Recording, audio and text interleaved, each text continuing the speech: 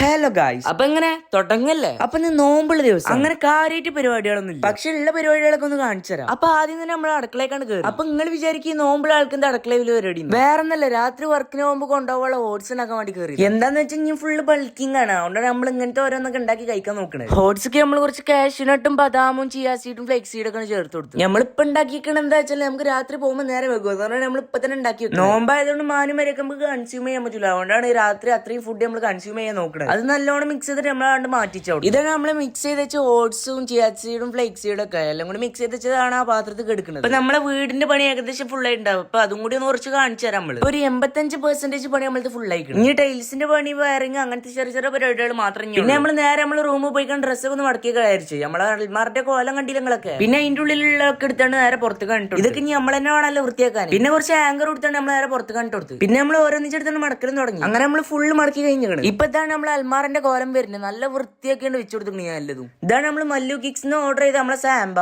ഒരു ചെറിയ പ്രശ്നമുള്ളൂ, എനിക്ക് ഓവർ സൈസ് ആണ്. അപ്പം പറഞ്ഞ് കുഴപ്പമില്ല, അടുത്തോലെ ഇടാൻ പറഞ്ഞു. അപ്പൊ ഇനി നാളെ മറ്റന്നാളെ കഴിട്ട് വരാം.